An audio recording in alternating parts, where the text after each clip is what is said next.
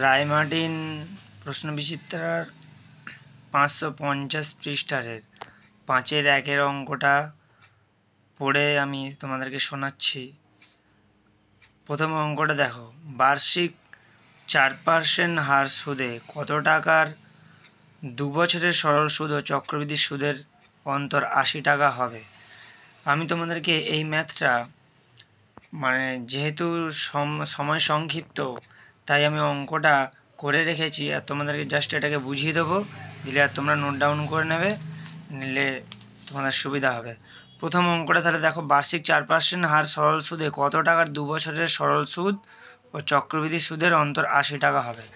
তাহলে আমি দেখো এই ম্যাথটা এখানে করেছি। ধরি আসল x টাকা, বার্ষিক 4% সুদের হারে x টাকার 2 বছরের সমূল চক্রবৃদ্ধি। প্রথমে আমরা কী হয়েছি, সমূল চক্রবৃদ্ধিটা বের করে নিয়েছি এখানে। নেওয়ার পরে তারপরে চক্রবৃদ্ধির সুদ বার করতে হলে কী করতে হবে, এটা তো সমূল চক্রবৃদ্ধির সুদ, তার থেকে যদি আমি আসলটা যদি বাদ দিয়ে দিই, এক্সট্রা যদি বাদ দিই, তাহলে এটা আমাদের কী হয়ে যাবে, চক্রবৃদ্ধির সুদ।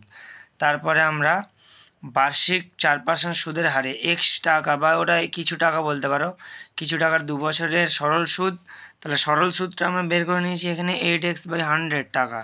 শর্তানুসারে কী বলেছে, চক্রবৃদ্ধির সুদ আর সরল সুদের পার্থক্য কত, 80 টাকা বলেছে। এবার এই ইকুয়েশনটা আমি করিয়ে দিয়েছি, আশা করি তোমরা ভিডিওটা পজ করে দেখে নেবে, তোমরা বুঝতে পারবে। পরের অঙ্কটা আমি তোমাদেরকে বলে দিচ্ছি। ছোট ছোট ভিডিওতে তোমাদের একটা করে দাগে দুটো করে অঙ্ক থাকে, সেই দুটো অঙ্ক আমি ছোট ছোট ভিডিওর মাধ্যমে তোমাদেরকে প্রোভাইড করে দেবো। পরের অঙ্কটা দেখো, এই অঙ্কটা খুব ইম্পর্টেন্ট অঙ্ক আছে, তোমরা দেখে নিতে পারো। একটি জমির দাম প্রতি বছর সমহারে বৃদ্ধি পেয়ে 5 বছরে জমিটির দাম বর্তমান মূল্যের দ্বিগুণ হয়। কত বছর পরে জমিটির দাম বর্তমান মূল্যের 8 গুণ হবে? তাহলে দেখো এর সলিউশনটা।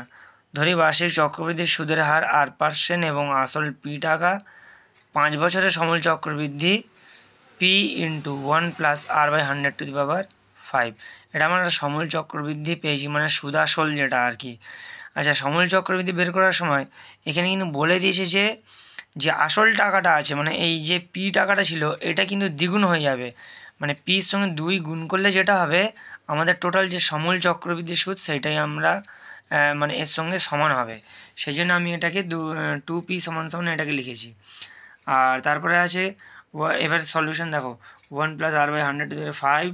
এখানে দেখো পি ছিল আর এখানে পি আর পিটা কেটে গিয়ে এখানে 2 হয়ে গেছে। আচ্ছা, তারপরে দেখো, ধরি x বছরে জমির বর্তমান মূল্যের 8 গুণ হবে। তখন বলছে কত বছরে জমির যে বর্তমান মূল্যের 8 গুণ হবে, সেটা আমরা দেখে নেবো। দেখো, x বছরের সমূল চক্রবৃদ্ধি পি ইন্টু 1 + r/100⁵ টাকা।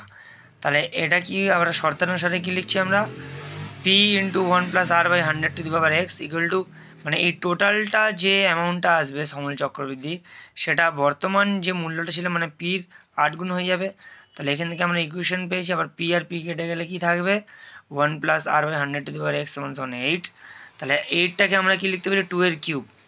আর আমরা ওখানে 2 এর মান কি পেয়েছিলাম, 1 + r/100⁵।